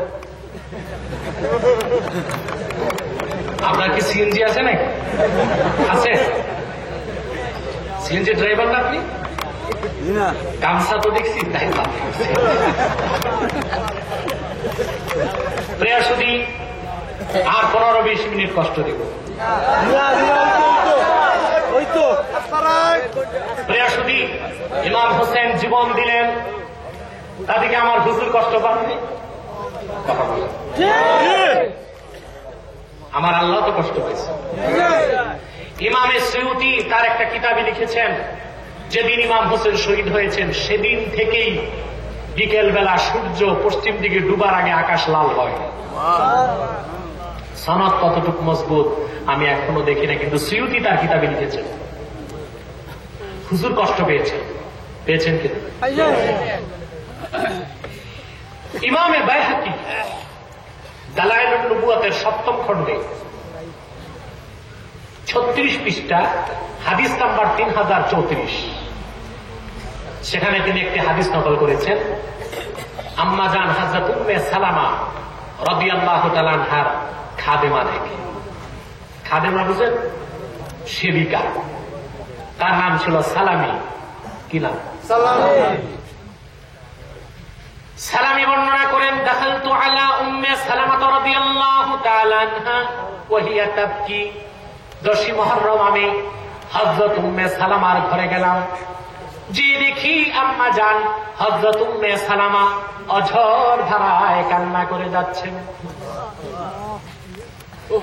আমি বললাম, মা ইউবকিকে, ও মা কেন এমন অঝর ধারায় কান্না করছেন? আম্মা জান হযরত উম্মে সালামা জবাব দিলেন, রাআইতু রাসূলুল্লাহি সাল্লাল্লাহু আলাইহি ওয়াসাল্লাম ফিল মানাম ওয়া ফি রাসিহি ওয়া লিহিয়াতিহি তুরাব। তিনি বলেন, সালামি, আমি দুপুরবেলা ঘুমাইছিলাম, দুপুরের পর বিকেল সময় আমি ঘুমাইছিলাম, এইমাত্র ঘুম থেকে উঠলাম, তুমি এসেছো। আজকে 10 মুহররম আমি স্বপ্নে দেখলাম আমার নূর নবী আমার সামনে দাঁড়ায় আছেন। নবীজি নূরের মাথায়, নূরের দাড়িতে মাটি লেগে আছে। আমি বললাম, হুজুর কেন আপনার নূরের মাথায়, নূরের দাড়িতে মাটি লেগে আছে? হুজুর বললেন, উম্মে সালামা, তুমি জানো না আমার নাতি কারবালায় শাহিদতু কাতলাল হুসাইনে আনেফা। উম্মে সালামা, এখনো মদিনায় খবর আসে নাই, কিন্তু আমি চোখে দেখেছি আমার নাতি শহীদ হয়ে গিয়েছে। আমি দেখেছি, এই মাত্র আমি হোসেনের শাহাদাতকে চোখে দেখলাম। এখান থেকে আরেকটা মাসালা আমি বলে দেই, আমরা মিলাদ শরীফে কেন কিয়াম করি? আদবের খাতিরে কেন করি? অনেক মৌলবী সাহেব বলে, রাসূলুল্লাহ কি হাজির নাজের যে আপনারা কিয়াম করেন? আমি বলে থাকি, মিলাদে আমরা কিয়াম করলাম কি করলাম না তা দেখার জন্য আমার নূর নবীর হাজির হওয়ার কোনো দরকার নাই, নাজের হওয়ার কোনো দরকার নাই। বরং নূর নবী জান্নাতুল ফেরদাউসের টুকরা রওজা শরীফ থেকে আরশে আজিম পর্যন্ত দেখেন। আমার নবীজি মুহাম্মদ সাল্লাল্লাহু আলাইহি ওয়াসাল্লাম জান্নাতুল ফেরদাউসের টুকরা রওজা মুবারক থেকে আল্লাহর আরশ পর্যন্ত দেখেন। অতএব হাদিস সাক্ষী, মদিনা থেকে 1000 মাইল দূরে কারবালা। যে খবরটা মদিনা শরীফে এসেছে 15 দিন পর, আর যেই দিন হোসেন শহীদ হলেন সেই দিন নূর নবীজি মুহাম্মদ সাল্লাল্লাহু আলাইহি ওয়াসাল্লাম খবরটা আম্মা জান উম্মে সালামাকে জানাই দিলেন। নবীজি মুহাম্মদ সাল্লাল্লাহু আলাইহি ওয়াসাল্লাম জান্নাতুল ফেরদাউসের টুকরা রওজা মুবারক থেকে 1000 মাইল দূরে হুসেনের শাহাদাত দেখেছেন। কে দূরে দাঁড়ায় কিয়াম করে আর কে বসে, এটা কি হুজুর দেখেন? কথা বলেন। তাহলে আদব কি? দুরূদ সালাম দাঁড়ায় না বসে? কথা বলেন। আহারে মূর্খ কাকে বলে? আমার ভাষায় আমি বলি জাহেলে মোরাক্কাব গায়রে মুফিদ। দক্ষিণবঙ্গের এক পীর, সে তার ওয়াজে বলতেছে যে আমরা নামাজে যখন তাশাহুদ পড়ি তখন তো বসে বসে দুরূদ সালাম করি, তখন আমরা দাঁড়াই না কেন? কথা বুঝতে পারছেন? এই পীর আসলে চেয়ারম্যান ছিল, গম মাপত, বাপ করার পর হয়ে গেছে বি। সে কোরআন হাদিসের বুঝে কি বলে, আমরা নামাজে বসে যখন তাকে আত্তাহিয়াতে দরুদ সালাম করি তখন দাঁড়িয়ে না কেন? আমি তার দেশে চিনি জবাব দিছি বরিশালে, যা আচ্ছা আপনারা বলেন জানাজার নামাজে আপনারা দরুদ শরীফ পড়েন কিনা? তখন বসেন না কেন? তাহলে দেখা যায় দরুদ সালাম বসে পড়ার নজিরও শরীয়তে আছে, দাঁড়ায় পড়ার নজিরও আছে। অতএব বসে যদি পড়া যায় দাঁড়ায়ও পড়া যাবে। আশেক সালাম দেওয়ার সময় দাঁড়াই দেয়, কারণ সালাম হচ্ছে হাদিয়া, হাদিয়াটা আদবের সাথে সে মদিনা মুনওয়ারায় পাঠায়। প্রিয় সুধী, তাহলে যে কথা বলছিলাম, ইমামে হুসেনের সাথে ইয়াজিদের দ্বন্দ্ব হয়েছে রাজনৈতিক আদর্শ নিয়ে, ঠিক কিনা বলুন? অতএব আমরা রাজনীতি করি না, কোনটা বর্তমানটা, তবে ইমাম হোসেনের রাজনীতিকে বিশ্বাস করি। আমল করতে পারি না, সেটা আমাদের ব্যর্থতা। কোনদিন আল্লাহর সুযোগ দিলে আমলও করব, ঠিক কিনা? ওরা বুঝতেছেন? বলছিলাম প্রিয় সুধী, হযরত ওমর ফারুক রাদিয়াল্লাহু তাআলা দারুল আরকামের দিকে ছুটলেন। নুআইম ইবনে আব্দুল্লাহ তাকে জানালেন তার বোন আর ভগ্নিপতি ইসলাম গ্রহণ করেছে। হযরতে হাব্বাব ইবনুল আরাত্তি রাদিয়াল্লাহু তাআলা তাদেরকে কোরআন শিখাচ্ছিলেন, ঠিক কিনা? তাহলে আরবি ভাষা জানলেই আলেম হওয়া যাবে না, শিক্ষক কাছে পড়তে হবে। কথাটা ভুলেই গেছি, সৌদি আরবেও ইমাম আজম আবু হানিফার মাসালাকে রাষ্ট্রীয়ভাবে গ্রহণ করেছে, ঠিক কিনা বলেন? নামাজ যে পড়ে না তাকে শাস্তি দেওয়ার দায়িত্ব কার? এই কথা কার? প্রমাণ কোরআন, সূরা আল হজ আয়াত নাম্বার 41, সূরাতুল হজ আয়াত নাম্বার, আমি পড়ব। আল্লাহ রাব্বুল আলামিন ঘোষণা করেন, আল্লাযীনা ইম্মাক্কান্নাহুম ফিল আরদি আকামুস সালাতা ওয়া আতাউস যাকাতা ওয়া আমারু বিল মা'রুফি ওয়া নাহাউ আনিল মুনকার ওয়া লিল্লাহি আকিবাতুল উমুর। কোরআন সূরা হজ আয়াত নাম্বার 41। আল্লাহ বলেন, আমি যদি মুহাম্মদ সাল্লাল্লাহু আলাইহি ওয়াসাল্লামের ঈমানদার উম্মতকে রাষ্ট্র ক্ষমতার মালিক বানাই, সুবহানাল্লাহ বলবেন? তা আল্লাহ আমাদেরকে দায়িত্ব দিচ্ছেন শুধু মসজিদ, মাদ্রাসা, খানখানা, রাষ্ট্রের সর্বোচ্চ পর্যায়ে। আল্লাহ বলেছেন, যদি আমি তাদেরকে রাষ্ট্র ক্ষমতার মালিক বানাই, রাষ্ট্রীয়ভাবে তারা আকামুস সালাহ নামাজকে প্রতিষ্ঠা করবে, ওয়া আতাউজ যাকাত যাকাতকে আদায় করবে, ওয়া আমারু বিল মা'রুফ সৎ কাজে আদেশ করবে, ওয়া নাহাউ আনিল মুনকার অসৎ কাজে বাধা দিবে। বলেন সুবহানাল্লাহ। নামাজ প্রতিষ্ঠার দায়িত্ব কার? গভর্নমেন্টের। কার? সেটা কেমন গভর্নমেন্ট?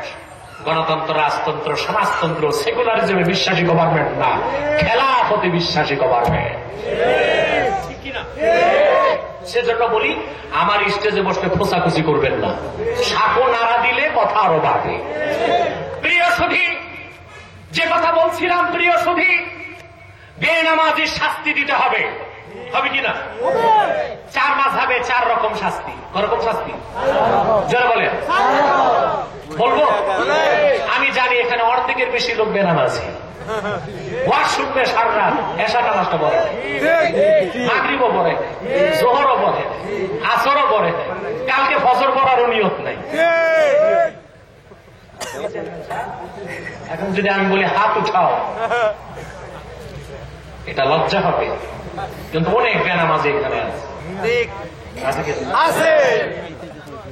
এই যে যারা বলছে আছে তারাই নামাজি, যারা বলে নেই তারাই বেনামাজি। প্রিয় সুধী, ইমামে আহমদ বিন হাম্বলের মত, ইন্না তারিকাস সালাতি ইউকাফফারু ওয়া ইউকতালু মুরতাদ্দা। যে নামাজ তরক করবে, ইমাম আহমদ বিন হাম্বল বলেন সে কাফের। বেনামাজি কি?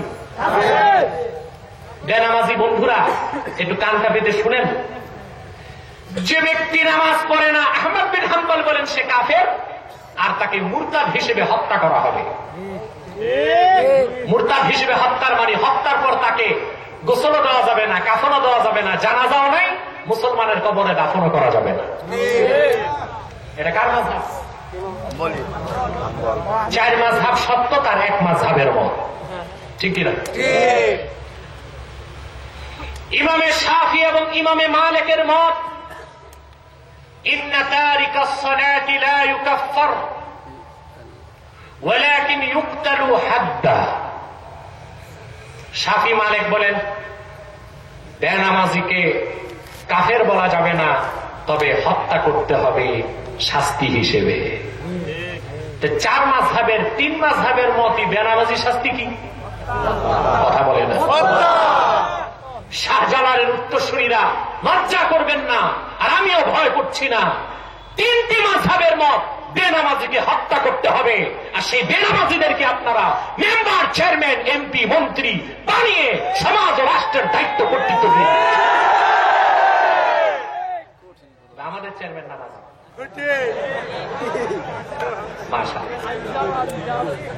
এইরকম চেয়ারম্যান যদি সব ইউনিয়নে থাকতো, দেশে চোর চোরটা খুঁজেও পাওয়া যায়। প্রিয় সুধী, 4 মাযহাবের 3 মাযহাবের মতে বেনামাজি শাস্তি কি? রইল কোন মাযহাব? 3টা নাই মানলাম, আমাদেরটা তো মানতে হবে। কথা বলো। এবার ইমাম আজমের ফতোয়া বলবো। ইমাম আজম বলেছেন ইন্না তারিকাস সালাতি লা ইউকাফফারু ওয়া লা ইউকতাল ওয়ালাকিন ইউহবাসু ওয়া ইউদরাবু হাত্তা ইউসাল্লিয়া। বেনামাজিকে কাফেরও বলা যাবে না, হত্যাও করা যাবে না, তবে অ্যারেস্ট করতে হবে। প্রতিদিন 5 ওয়াক্ত নামাজের জন্য 25টা করে ব্যাট লাগাতে হবে। আমাদের মাযহাবের মত বেনামাজির শাস্তি কি? প্রতিদিন কয় ব্যাট? এখন আসেন আমি আসল কথাটা বলি, তাহলে আপনাদের মাথায় যে ভুট ঢুকছে এটা বের হবে। এখন যদি এই হানাফি মাযহাবের এই মতটা বাস্তবায়ন করার দায়িত্ব চেয়ারম্যান সাহেব নেয়, আর বাজারে ধরে বেনামাজির 25 ব্যাট লাগে, চেয়ারম্যানই থাকবে? চেয়ারম্যানই তো থাকবে না। চেয়ারম্যান সাহেব তো চেয়ারম্যান, এমপি পারবে এটা? কথা বলো। যত মানবাধিকার সংস্থা, অ্যামনেস্টি ইন্টারন্যাশনাল, আবার আছে কি ট্রান্সপারেন্সি ইন্টারন্যাশনাল, কতগুলো এনজিও আছে, সব দৌড়ে আসবে এটা মানবাধিকার লঙ্ঘন। সে নামাজ পড়লো কি পড়লো না আপনি দেখার কে? সেজন্যই রাষ্ট্র ক্ষমতা, রাষ্ট্রের দায়িত্ব ইমানদারকে নেওয়ার হুকুম আল্লাহ করেছেন। ইমানদার যখন রাষ্ট্র ক্ষমতায় থাকবে, তখন সরকার তার দায়িত্বে মোবাইল পুলিশের মাধ্যমে আজানের পর প্রতি বাজারে টহল বেড়াবে পুলিশ। পুলিশ বেনামাজি ধরবে আর শ্বশুর বাড়িতে ভরবে। প্রতিদিন কয়টা বে? আমার কথার পিছনে ফিরে যাচ্ছে আমার। তাহলে সৌদি আরব, সৌদি সরকার হাম্বলি মাযহাবের মত নেয় নাই, শাফির মত নেয় নাই, মালিকের মত নেয় নাই। নামাজ প্রতিষ্ঠার ক্ষেত্রে তারা ইমাম আজমের মত নিয়েছে। এর থেকেই প্রমাণিত হয় হানাফি মাযহাবের শ্রেষ্ঠত্ব, আর এর থেকেই প্রমাণিত হয় ইমাম আজমের শ্রেষ্ঠত্ব। ওই রকম সূর্য উঠার পর চামচিকা যতই চোখ বন্ধ রাখুক, সূর্যের কিছু হয় না। জাকির নায়েকের মতো হাজারো নামাযহাবী আর ভণ্ড গায়ের মুকাল্লিদদের সমালোচনায় আমার ইমাম আজমের কোনো ক্ষতি হবে না।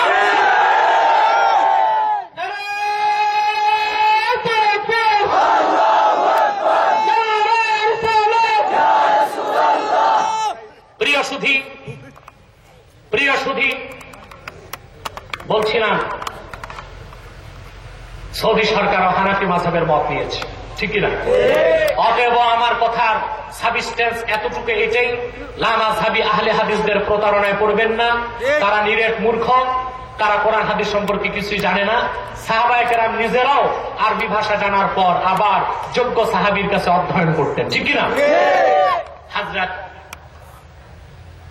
হযরত ওমরের বোন আর ভগ্নিপতিকে কোরআন শিখাচ্ছিলেন কোন সাহাবী? খাব্বাব ইবনুল আরাত্তি রাদিয়াল্লাহু তাআলা। মনে পড়ছে? হযরত ওমর তার বোনের বাড়ির দরজায় পৌঁছার পরই কোরআনের আওয়াজ শুনলেন। হযরত ওমরের গর্জন শুনে বৃদ্ধ সাহাবী হযরত খাব্বাব ঘরের ভিতর পালায় গেলেন। হাদিসের কিতাবে এসেছে ফাতাগাইয়াবা খাব্বাবুন ফি মাখদাইন লাহু। হযরত খাব্বাব পালায় গেলেন মাখদা। কোথায়? মাখদা কাকে বলে? আল বাইতুস সাগীর আল্লাযী ইয়াকুনু ফি বাইতিল কাবীর। আরবে বড় ঘরের ভিতরে ছোট ঘর থাকতো, ওইটাকে বলা হয় মাখদা। হযরত খাব্বাব সেখানে পালায় গেলেন। হযরত ওমর ভিতরে ঢুকেই তার ভগ্নিপতিকে মারতে লাগলেন। সারা শরীর রক্তাক্ত হয়ে গেল। হযরত ওমরের বোন সামনে আসলো আর বলল, ওমর তোমার জুলুম তুমি বন্ধ করো। তিনি তার বোনকে মারতে লাগলেন। মারতে মারতে আপাদমস্তক রক্তে লাল করে দিলেন। ভাইরা আমার, হাদিস সাক্ষী হযরত ওমরের বোন ফাতেমা বিনতুল খাত্তাব বললেন, রে ওমর, তোমার হাতের এই তরবারি দিয়ে যদি আমাকে কেটে টুকরা টুকরা করে দাও, তারপর কাবার মালিক আল্লাহর কসম আমি মুহাম্মদ সাল্লাল্লাহু আলাইহি ওয়াসাল্লামের দ্বীন ইসলাম ছাড়তে পারবো না। এটার নামই তো ঈমান, ঠিক কিনা? আজকে ঈমান আছে আমাদের, ঈমানের মূল্য তো দেই না। সাহাবায়ে কেরামকে আবু জেহেল ও তার সাঙ্গপাঙ্গরা কত নির্যাতন করত, ঈমান থেকে এক চুল পরিমাণ তারা বিচ্যুত হতেন না। কেন হতেন না? তার জবাব বুখারী শরীফেই আছে। রোম সম্রাট বাদশাহ হেরকাল, ইতিহাসে যার নাম হেরাক্লিয়াস, নাম শুনছেন? তার কাছে যখন রাসূল করিম সাল্লাল্লাহু আলাইহি ওয়াসাল্লাম ইসলামের দাওয়াত দিয়ে সাহাবায়ে কেরামকে পাঠালেন, নেতৃত্বে ছিলেন দাহিয়া কালবি রাদিয়াল্লাহু তাআলা। সেখানে তিনি পৌঁছার পর কাফের অবস্থায় আবু সুফিয়ান তখনও মুসলমান হয় নাই, সেও তার দলবল নিয়ে উপস্থিত হল। কথা বুঝতেছেন? আবু সুফিয়ান কে রোম সম্রাট প্রশ্ন করতে লাগলো। কথা বুঝতেছেন? এক পর্যায়ে আবু সুফিয়ানকে রোম সম্রাট প্রশ্ন করছে যে, আবু সুফিয়ান, মুহাম্মদ সাল্লাল্লাহু আলাইহি ওয়াসাল্লামের দ্বীন ইসলাম একবার গ্রহণ করার পর নির্যাতনের কারণে বা অসন্তুষ্ট হয়ে কেউ কি দ্বীন ইসলাম ছাড়ে? আবু সুফিয়ান জবাব দিয়েছে যে না, যারা ইসলাম গ্রহণ করে তারা জীবন দিয়ে দিল, ইসলাম আর ছাড়ে না। তখন রোম সম্রাট বলেছিল, ফাযালিকাল ঈমান, এটাই হচ্ছে ঈমান। হিনা ইউখালিতু বাশাশাতুল কুলুবা, ঈমানের আনন্দ যখন হৃদয়কে স্পর্শ করে তখন জীবন চলে গেল, মানুষ ঈমান ছাড়ে না। বলেন সুবহানাল্লাহ। যার প্রমাণ দেখিয়েছেন সাহাবায়ে কেরাম ১৫০০ বছর আগে, ঠিক না? হযরত ফাতেমা বিনতুল খাত্তাব বললেন, তুমি ভাই কেটে টুকরা করলেও আমি রাসূলুল্লাহর দ্বীনকে ছাড়ব না। হযরত ওমরের হাত থেকে তরবারি নেমে গেল, আর তিনি বোনের প্রতি তার দয়া লাগলো। তিনি বললেন, রে ফাতেমা, এমন কি জিনিস তোমরা তেলাওয়াত করছিলে যে জিনিসের আকর্ষণ জীবন উৎসর্গ করে দিতে উদ্বুদ্ধ করে, সেই তেলাওয়াতটা একবার আমাকে দেখাও। ফাতেমা বললেন, ওমর, তুমি মুশরিক, তুমি নাজাস, তুমি নাপাক, গোসল করে আসো, তার আগে আমি তোমার হাতে আল্লাহর কোরআনের টুকরা দিতে পারি না। ওমর গোসল করে আসলেন, কাগজের টুকরাটা তিনি তার ভাই ওমরের হাতে দিলেন। সেখানে লেখা ছিল সূরা তাহার প্রথম ৫ আয়াত। হযরত ওমর পড়তে লাগলেন, তাহা মা আনজালনা আলাইকাল কুরআনা লিতাশকা ইল্লা তাযকিরাতান লিমান ইয়াখশা তানজিলাম মিম্মান খালাকাল আরদা ওয়াস সামাওয়াতিল উলা আর-রাহমানু আলাল আরশি ইস্তাওয়া। সূরা তাহা 5টি আয়াত তিনি পড়লেন। প্রতিটি আয়াতের তেলাওয়াতের সাথে সাথেই মুশরিক ওমরের হৃদয়ে শিরক আর কুফরের এক একটি স্তম্ভকে আল্লাহ চূর্ণ করতে লাগলেন। 5 আয়াত তেলাওয়াত শেষ, হযরত ওমরের চোখ থেকে পানি ঝরতে লাগলো।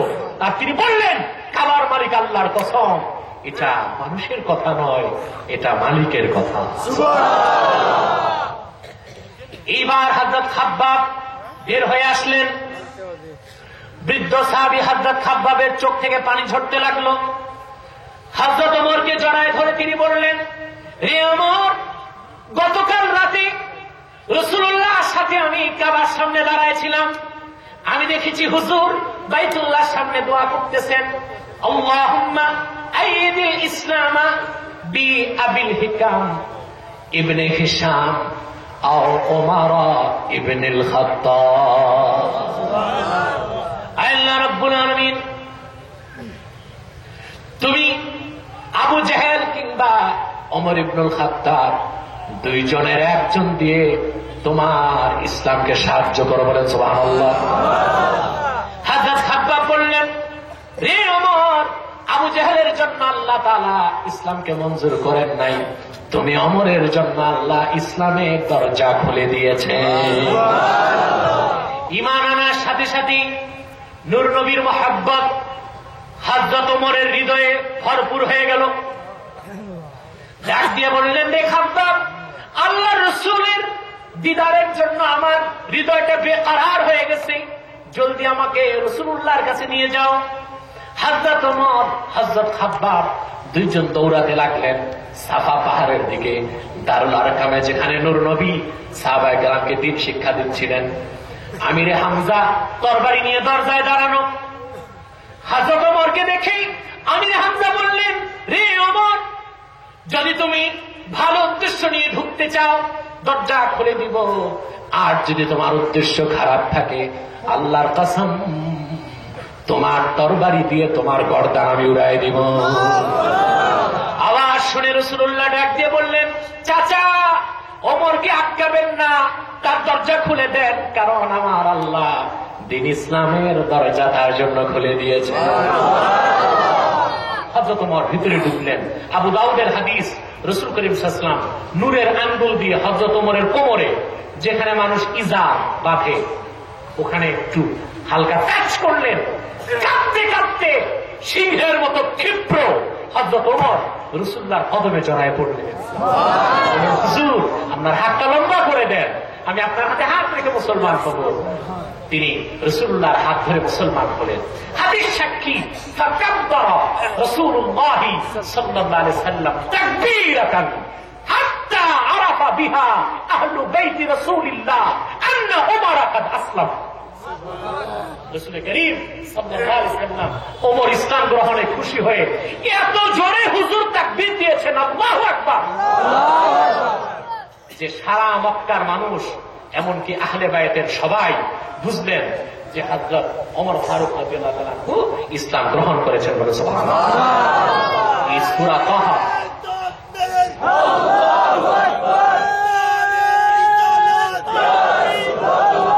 হযরত ওমরের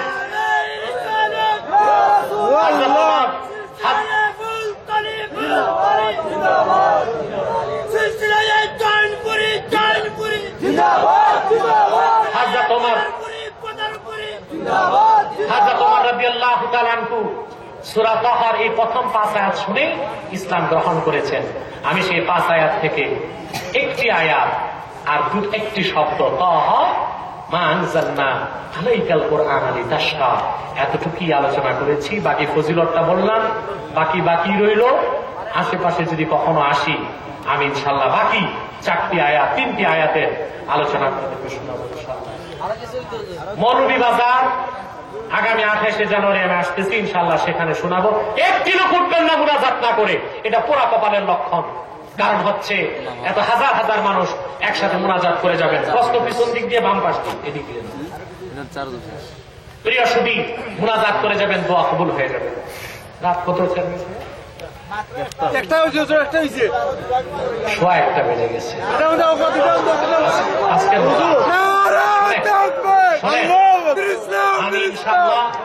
আমি ইনশাল্লাহ বদরপুর আসতে মৌলভীবাজার শহরে আসতেছি 28 জানুয়ারি মৌলভীবাজার বাস স্ট্যান্ডে 28 জানুয়ারি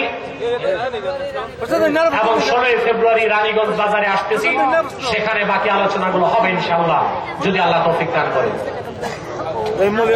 অবশ্যই হবে, আপনি বসেন। প্রিয় সুধী, প্রশ্ন আসলে আপনার কাছে রাখেন, আমি চাইবো রাখেন। প্রিয় সুধী, আমি সাদাকাল্লাহুল আযীম ওয়া সাদাকা রাসূলুহুন নবিয়ুল কারীম ওয়া নাহনু আলা যালিকা মিনাশ শাহিদিন ওয়াশ শাকিরিন আলহামদুলিল্লাহি রাব্বিল আলামিন। প্রিয় সুধী, আমি যে কথাগুলো বললাম এই কথাগুলোর উপর আমল করার চেষ্টা করবেন।